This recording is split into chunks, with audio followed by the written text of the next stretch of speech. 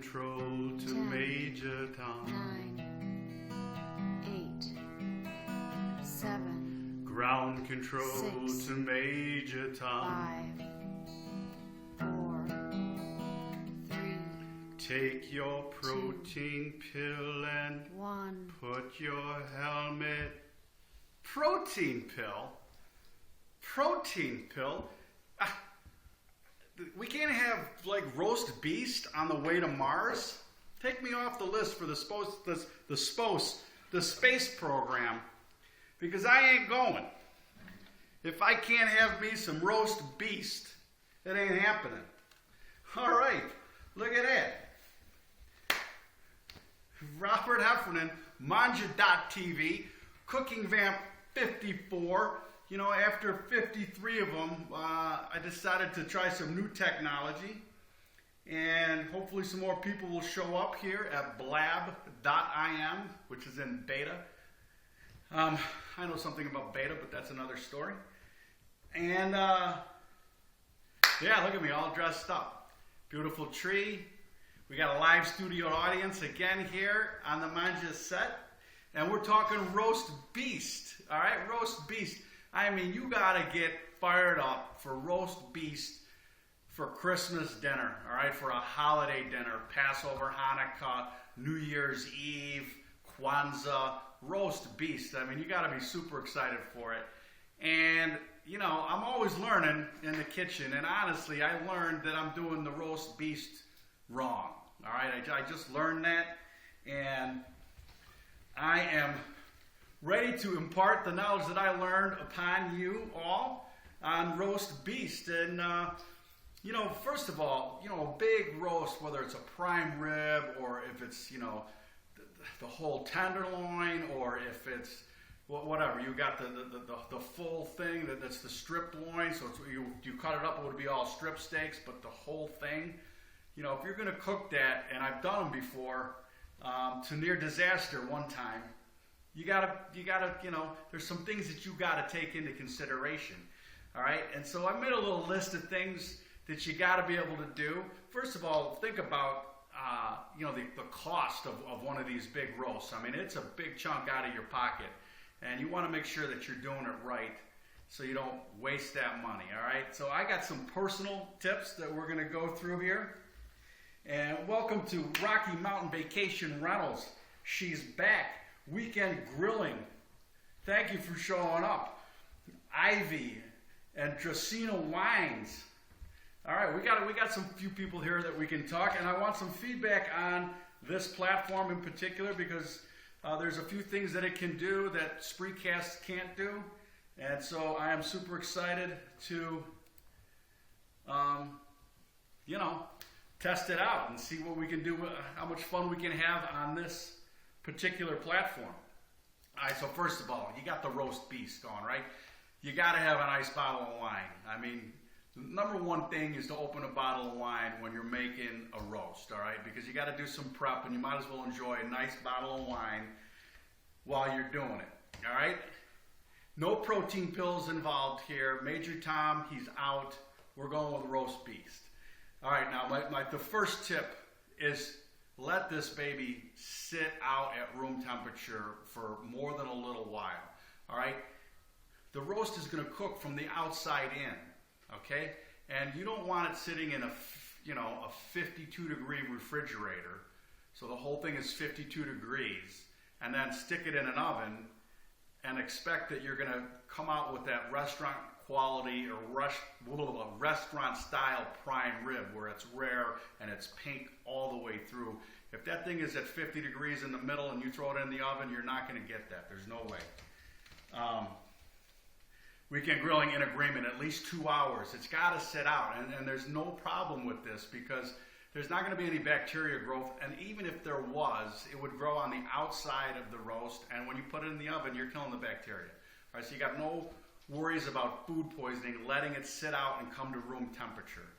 All right, weekend grilling, I'm so glad you're here because I was wrong about this, and I haven't done a bunch of them, so I didn't have a big learning curve. The couple ones that I had done, and the tenderloin I think is different than obviously doing a prime rib or the whole strip loin. But I didn't know that it's low. I thought low and slow was only for something that you wanted to cook well done. I'll be honest with you. I just didn't know. And the fact is that low and slow is the way you're going to come out with that beautiful pink prime rib. You can't do it at 350. It's just not going to work because it's going to cook too much from the outside in, and it ain't working. All right, so number one, you got to let it sit and come to room temperature. Number two, you got to brine it, whether it's a wet brine, a marinade, or a dry salt that you're going to put on here. And again, this is another thing where it needs some time. So at least an hour with the salt. A lot of stuff that I read, they want you to salt it and put it overnight in the fridge.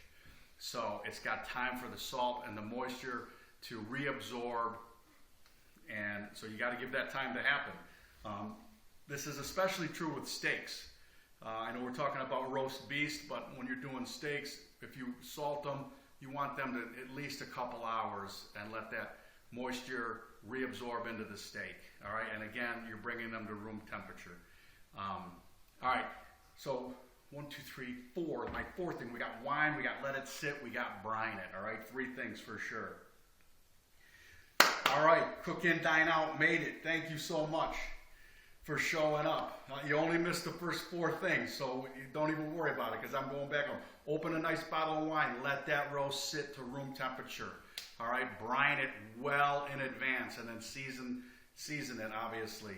And then my 5th tip is people that, if you like your roast well done, you're not invited. Okay, I can't cook it well done. I will not do that to the roast. And if people that love it well done are going to be there, I mean, if they absolutely have to let them in the door, they can order pizza. I'm not cooking the roast. I'm not cooking $100 roast well done. Now that sounds a little harsh, but I think the important thing here is, and I'm going to go back to my mom. Let's bring the mom back into this because she likes her roast beast as she will order, as if a good vet could save it. Like it actually had a chance if a good vet was there. I mean, she's nearly a cannibal on the rare that she likes.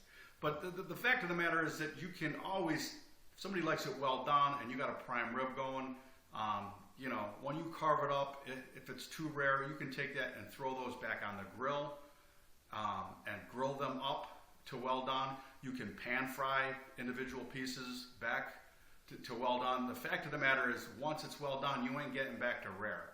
All right, there is no way you're getting it back, and it's just over for if you cook it to that side of well done, everybody else is out. All right, so you can always cook somebody's individual pieces, and it doesn't take that much time to do that. So that's what I'm saying about that. Once it's overcooked, for my liking, it's overcooked. You can't get it back. So that brings me to one thing that we talked about last week in the stocking stuffers is you have to have a thermometer. You have to have it, and you have to trust the thermometer. I want to tell you a little story about this. We had a golf weekend a couple years ago, and we had the full strip loin in the oven. And we thought, by weight and temperature and time, so many minutes a pound, how long it would take, right? So we get her going, bunch of hungry guys ready to demolish, and my brother, we stick the thermometer in there, and we look at it, and it's like already up to 125-ish. And we say to us, it can't be that done already. Like, not enough time had eclipsed, that we didn't think it. And so we didn't trust the thermometer, like morons, right? Didn't trust the thermometer. We give it another 10 minutes. We put the thermometer back in. Now it's like 135, 140. It's going. It's on its way to jerky if we don't pull it out. So we pull it out, and my brother, obviously a lot more seasoned than I am in the kitchen, no pun intended. And he takes that full strip loin, right, and he just starts cutting it into the serving pieces like a madman. And I was like, what are you doing? And obviously, when you let a roast sit, it's going to continue cooking. And, we were ready to eat anyway, so it was go time. But, he's like, no, we have to cut it now because it'll continue to cook and it'll really be well done if we don't get this thing hacked up. And he hacked the full strip loin into like 16 steaks or servings and saved the day, because had we let that thing sit for 10 or 15 minutes, it would have been a disaster. It would have been way more past well done than, there's a few people that like it like that, but that's it. So, all right, so you want to use a thermometer, and I ordered mine, got it in the mail. Yeah, seems to be working. I'm running a little warm here. Look at that. Thermometer in the coat, ready to go. All right. So, have to have the thermometer. And you got to trust the thermometer that it's giving you the right reading, for goodness sakes. All right, so what I didn't know was, and I'm telling you right now that a lot of the information that I got was from this really nice site that I found called SeriousEats.com. I got the links that I've taken a lot of this stuff from in the blog that it'll get posted. Serious Eats, they talk about no more than a 200-degree oven. All right, a 200-degree oven. And now, the beautiful thing about this blog is I've never done it, but I'm going to do it. I'm going to do it for the roast beast for Christmas and or New Year's Eve. I can't figure. We haven't figured out which one we're going to do it at yet. But 200. And then the time thing, just like I learned on the golf weekend, is you can throw the time thing out the window. All right, you have to trust the thermometer. You can get a ballpark time on when this puppy should be done, but you better use the thermometer and get ready to act accordingly. All right, so they tell you to put it in a 200-degree oven until the temperature, if you want it medium rare, gets to about 115, 120. And then they actually recommend you pulling it out and letting it sit, all right? And that'll bring the temperature up to medium rare serving temperature. I personally like it rarer than that, so I'm thinking that I want to pull it more at like 110, all right? Let it sit. And the beautiful thing too about this, and we talked about the timing and how hard it is, like at Thanksgiving with the turkey taking up all that oven space, and you got nothing else that you can put in the oven because it's dedicated to the turkey. The nice thing about it, if you let that roast sit, it's at that temperature, it's not going to spike that much more. You can do other stuff in the oven, right? And then when you're ready, 20 minutes or so out, ready to serve, actually a little bit more than that. Anyway, they want you to put the roast back in at like 500 or 550 degrees to char the outside. It'll really get it going. It's not going to cook it a bunch more on the inside. And then when you cut it, it's going to be that restaurant style, beautifully pink all the way through. No brown except the very, very outside edge of it. The pictures that they posted look fantastic. I've never done a prime rib or the full strip loin, or even a tenderloin. I've never got it done like that. I'm sure Weekend Grilling, you've had more experience with this cooking stuff low and slow. All right, there he is right there. 190 degrees is his go-to temperature, and then 480 for 30 minutes. And then you can pull it off and let it set up again before you slice it. And then again, if you slice it and it's too rare for somebody, and you're going to know, obviously, the people that are coming to your get-together, who likes it rare, who likes it well done. You can have a cast iron skillet ready to go for a couple of pieces, or you can have the grill hop, and you can sear and cook individual slices more to somebody's taste palette on the doneness of it. Another thing that I saw on this blog that really struck me, and what a great idea, is that when you do this low and slow, they pointed out that a lot of times you don't get enough drippings to make a really good au jus or a really good gravy, right? You can be lacking in the necessary ingredients to put together a fantastic gravy or au jus. So they recommend putting something in even earlier in the day. Do some short ribs or do some oxtails or something else that you can steal from to make the gravy. All right, it's still a beef gravy. It's still going to have a ton of flavor. It's going to be great, but you know then that you're going to have the necessary ingredients to make the gravy if that prime rib or that full strip loin, and obviously the tenderloins have very little fat on them, so not a lot gets rendered out of those. So to have something, planning a backup just to make the gravy, plus, short ribs and oxtails are fantastic anyway. You can save that meat and make nachos out of them the next day. If you just want to use that to make your gravy, just save the meat, man, and make like the oxtail or short rib nachos with the meat the next day. Forget about it. So that's the short and fat of it. All right. And again, I've always, I don't know what it is.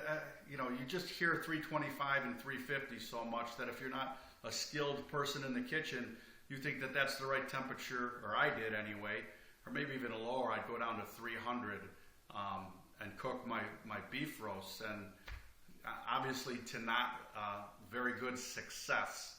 So actually preparing for this Vamp has been awesome because again, like I said at the beginning, I thought low and slow was strictly for barbecue or for those meats that need a lot of breakdown. So low and slow and a long time, for the brisket and for all those other meats that take a little bit more time to get them tender. But I had no idea, and I'm enlightened now. I can't wait to get at it. And the other thing I wanted to talk about and engage the chat is, what are your favorite sides for roast beast? All right. Obviously the go-to, at a steak restaurant or something is cream spinach or garlic mashed potatoes. That's right there with the usuals. But what does everybody else like, man? What else are we going with? Ivy says wine is the side. I'm not at total odds with that idea of just a nice protein. And when we talk about a protein pill, we're talking about that whole side of beef. That's the protein pill, not this thing that Tom had to swallow in Space Oddity. All right, was everybody here to catch the Space Oddity on the way in?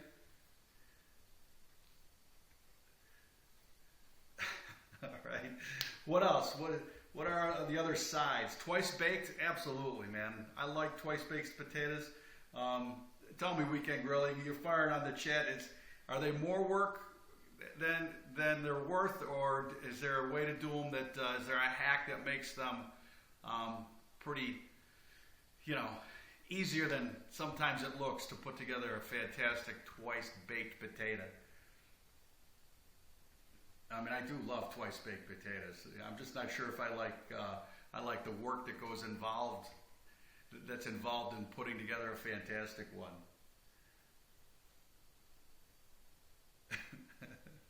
Right, the veggies. There's a restaurant in Milwaukee called Butch's Old Time Steakhouse, and we were in there several years ago. I'm not even sure if it's still open. Great old decor in there, like the red velvet booths and whatnot. And my brother was on a health kick, right? And we're sitting at the bar eating before going to a sporting event or something in Milwaukee. And my brother asked the bartender, we're looking at the menu, and he's like, do you guys have any vegetables here? And the bartender looks up as he's making a drink, and he goes, yeah, there's vegetables in the soup. And honest to God, at Butch's, there's no vegetables on the menu. It's meat and potatoes, and then more kinds of meat and more kinds of potatoes. And there's vegetables in the soup.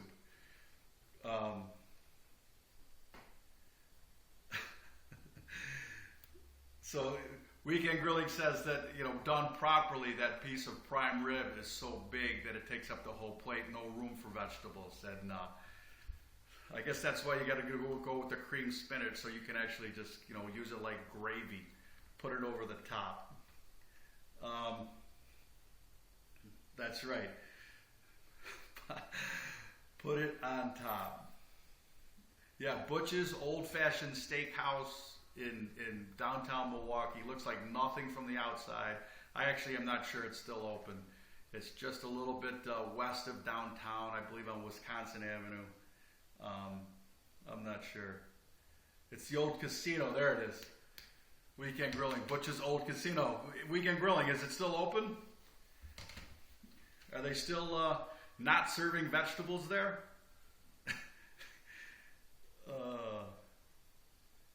Potato hash. You know, I like the whole the hash brown thing too with steaks. Really good hash browns. You can't go wrong with that, man. I'd be saying you do the hash browns and then you do the grilled Brussels sprouts in right with them, man. Kick that with a little bit of bacon. All right, you go hash brown, Brussels sprout, bacon, maybe a little cheddar on top just to finish it off in the broiler. I don't know. Just got the news. Butch's is closed. Too many people died of cardiac arrest waiting for a cab outside because of no vegetables. Oh, that is great.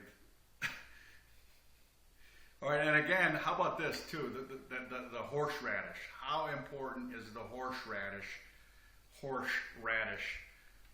the whole scene, man? The whole scene. I'm gonna do a vamp again on ham, and for me, the ham is the dry mustard. It's all about the homemade dry mustard, and I've never made homemade horseradish, but I think that might be. Is it horse? I'm getting. The studio audience is getting unruly with me. It's horseradish. I have a hard time saying that. That's why they won't give me a network gig, because I can't say horseradish. I say Arnold Horseradish.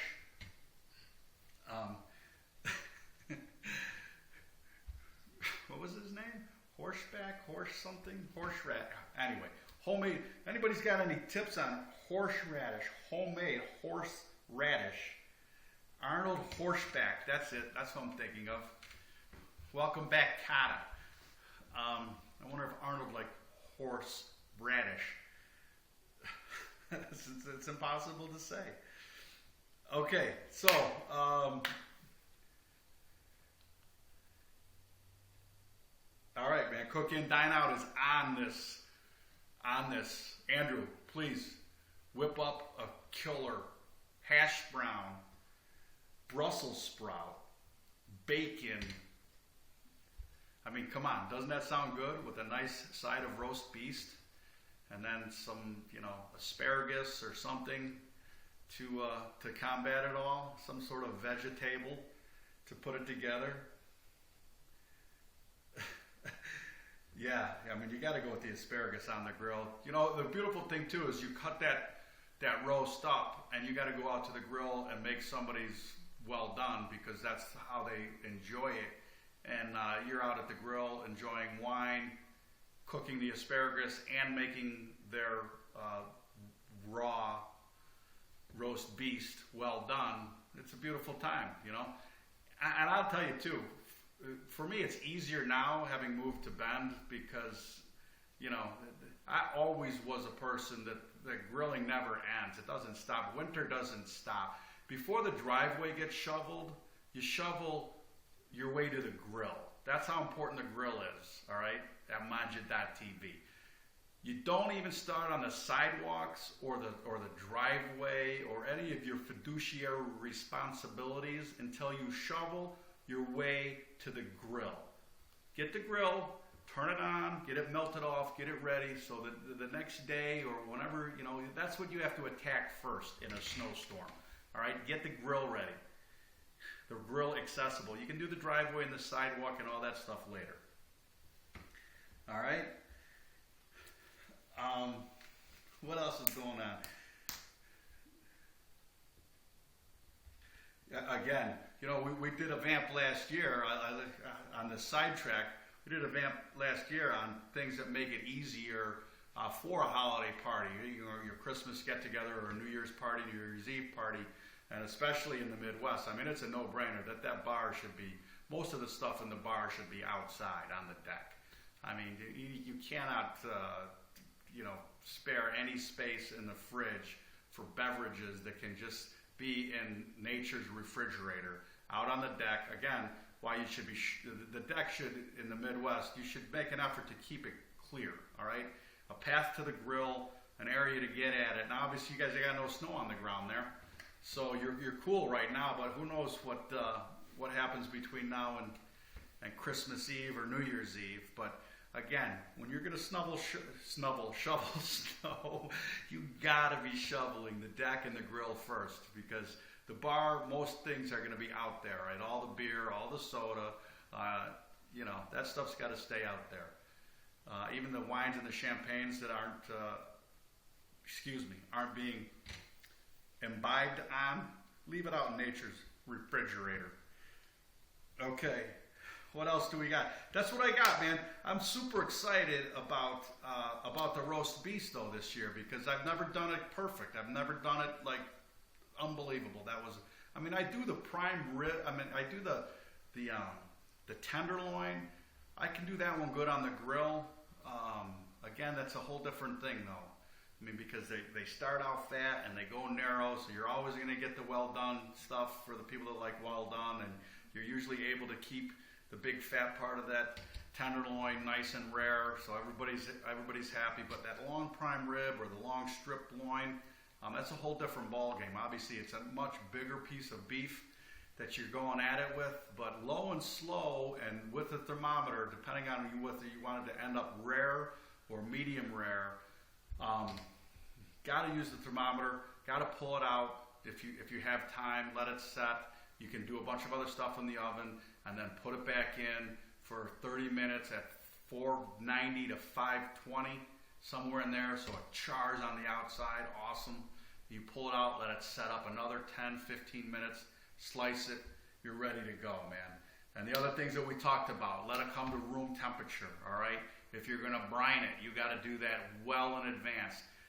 You got to kick it up with some seasoning, man. I did the Vamp, and I showed you the steak rub or the beef rub, and that's just the Mangia rub, right, with pulverized mushrooms, a little kosher salt, and some rosemary, crushed rosemary or fresh rosemary if you got it. Obviously, fresh is better, but a fantastic rub for beef, lamb, veal, goat. I still haven't done the goat one. I haven't done the roadkill one either, because we've cooked roadkill before at a Mangia TV holiday get-together, but that's a whole other story too. All right, and the very first thing that you got to do is open a bottle of wine. All right, so go to Dracaena Wines and order some wine there. They got their Cab Franc ready to go, ready to ship. Go to CellarAngels.com, use Mangia Wine, and you're going to get your shipping taken care of. And order. They got some just incredible wines going on Cellar Angels. If you're in Chicago Helicopter Experience, use Mangia as a code and get $10 off your helicopter tour. They got the City Lights tour going on right now. Just phenomenal, fantastic. Support Jackie'sKids.org. It's a cancer organization that helps kids and families with cancer, and nobody's skimming off the top. Nobody's skimming off the top. All right, so the stockings, we've got rub to go. I'm hoping we sell out. I got to sell a lot more rub to sell out, but not as much as you would think. So look at how pretty the rub is on the tree, hanging on the tree, right? We got the rub works as an ornament too.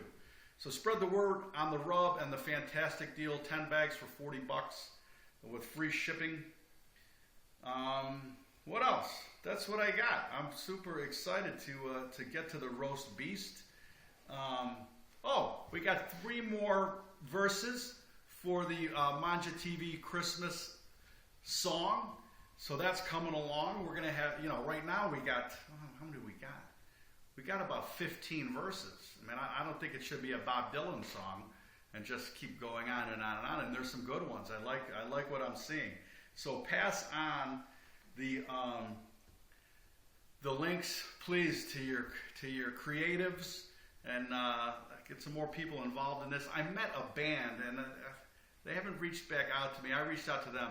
On Fridays, I did a little a Periscope from downtown Bend. They have First Friday, and there was a three-piece band, stand-up bass, banjo, and guitar. These guys sing great harmonies. But I've reached out to them. I want them to play the Christmas song. Obviously, a professional musician is a way better option than me trying to do it. I'm one of those inspiration, I can show you the way, all right? Stick close to me here. We're not out of this yet, all right? So hopefully I get them to engage with the Mangia Nation and do the Mangia Christmas song live on the 21st. We're going to announce the winner next week, the winners of the rub, and then on the 21st, some way I got to find a way to get some professional musicians to help me out with it for our December 21st Christmas Vamp, and we'll do that live and sing the song, and we'll be merry. All right, that's what I got. That's all I got. Do yourself a favor and cook somebody a meal. All right, and if you're gonna do a roast beast when you do that, SeriousEats.com has got some great tips. I also will put these tips in the blog. You can see them there. You can share them, and that would be appreciated. And, give me some feedback too. Give it a day to digest. But what do you think of this Blab platform? The reason why I like it is I can actually open up to 4 seats and just on the fly invite people in and join the conversation. So please set up your webcams, and we can bring people in and they can actually join the discussion instead of just firing in the chat where I feel like I miss out on 2/3 of it. Anyway, that's what I got. Have a great week. Happy Monday. Take care of each other, and we'll see you next Monday for Cooking Vamp 55.